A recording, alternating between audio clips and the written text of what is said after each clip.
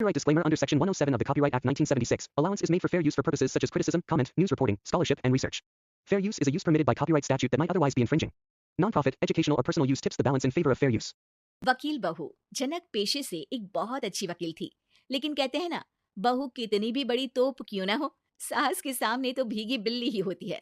अरे जनक, क्या बात है? आज रोटी नहीं मिली अभी तक। ये तेरा कोर्ट नहीं है जो आज फैसला ना हुआ तो कल की तारीख मिल जाए। रोटी तो रोज वक्त में चाहिए। हाँ। माँ जी, रोटी तो कब की बन गई, मैंने आपको कहा तो खाना खाने के लिए, आपने शायद सुना नहीं होगा। ओहो, जज नहीं हूं मैं तेरे कोर्ट की, सास हूं सास। कोई दलील फालतू की मत देना यहाँ। बहुत जानती हूं मैं इन वकीलों को, अपनी बात ऊपर रखने के लिए झूठ बोलने में जरा भी नहीं सोचते। तभी वहां जनक के ससुर आ जाते हैं। अरे भाग्यवान, क्यों बेचारी के काम को कोसती रहती है हमेशा। मैं भी तो था वहां जब ये आई थी तुझे रोटी खाने को बुलाने के लिए। सास को तो अब गुस्सा आ जाता है कि कैसे किसी ने बहू की साइड ले ली।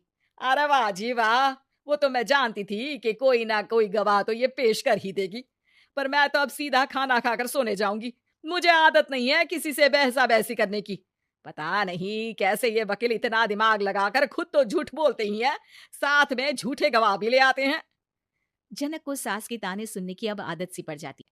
एक दिन जनक वकील की ड्रेस पर काला कोट पहनकर कोर्ट के लिए निकल ही रही होती है कि अरे कहाँ चली काला कौवा बनकर? टोक दिया ना, अब कोर्ट तो वकील वाली ड्रेस पहनकर ही जाऊंगी ना।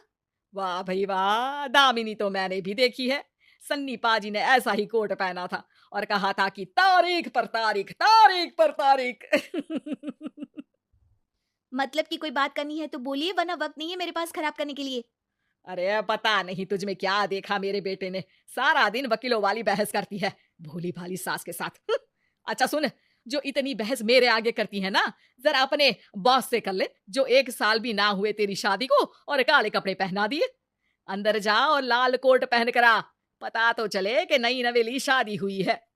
अरे माँ जी, कोर्ट में मेरा बॉस क्या करेगा, ये तो पूरे देश की ड्रेस है वकीलों के लिए। लेकिन सास तो ठहरी सास। अच्छा, तो कोई जरूरत नहीं है 2-4 साल कोर्ट जाने की। शादी थोड़ी पुरानी हो जाए तब इजाजत दे दूंगी मैं तुझे काले कपड़े पहनने की। अब क्या था, मन मारकर जनक को लाल रंग का कोट पहनकर कोर्ट जाना पड़ता है। उसके जाने के बाद आहा, बढ़िया आई पूरे देश की ड्रेस की बात करने वाली। अरे पहना दिया ना लाल कोट। अब सास आए दिन या तो जनक को उसके काम का ताना देती या फिर उसका काम छुड़वा देने की धमकी। तंग आकर एक दिन जनक पति से कहती है, मैं सोच रही हूँ कि कोर्ट जाना बंद ही कर दूं। अरे क्यों यार, इतना अच्छा करियर है, क्यों छोड़ने की सोच रही हो? अरे लाल रंग का कोट पहनकर जाना पड़ता है। हर बात पर सास ताना देती है कि वकील तेज होते हैं, सवाल जवाब करते हैं, झूठी दलीलें देते हैं। अरे तो ठीक है ना, वो जो कहती है अपनी समझ से कहती है, लेकिन तुमको तो पता है ना कि सच्चाई क्या है। जनक को पति की बात से हौसला मिलता है कि तभी घर पर कुछ लोग आ जाते हैं। अरे आइए आइए पंच साहब, कैसे आना हुआ? अरे भाई साहब, सुना है कि आपकी बहू वकील है। तभी वहां सास आ जाती है। हाँ है तो, लेकिन क्या हुआ, फिर कहीं बहस कराई क्या? अरे हम तो खुद दुखी है उसके व्यवहार से। अरे भाभी जी, आपको तो पूरा मोहल्ला जानता है कि आप कितना बोलती है। फिर हम यहाँ बहू रानी की कोई शिकायत नहीं, बल्कि अपनी परेशानी लेकर आए हैं। ससुर जी खुश हो जाते हैं। हाँ हाँ, मैं अभी बहू को बुलाता हूँ। जनक वहां आती है, सबको नमस्ते करके बैठ जाती है। बहू रानी, हमारे गांव में बड़ी मुसीबत आ गई है। अब तो पूरे गांव की जिम्मेदारी मानो तुम्हारे कंधों पर है। अरे ना ना, इससे तो घर की जिम्मेदारी पूरी नहीं होती, ये गांव की जिम्मेदारी क्या लेगी? भाभी जी, आप चुप हो जाओ, यहाँ पढ़े लिखे लोगों की बात हो रही है। आप जाओ, जरा रसोई से सबके लिए चाय लेकर आओ। अब मैं कॉफी लूंगी।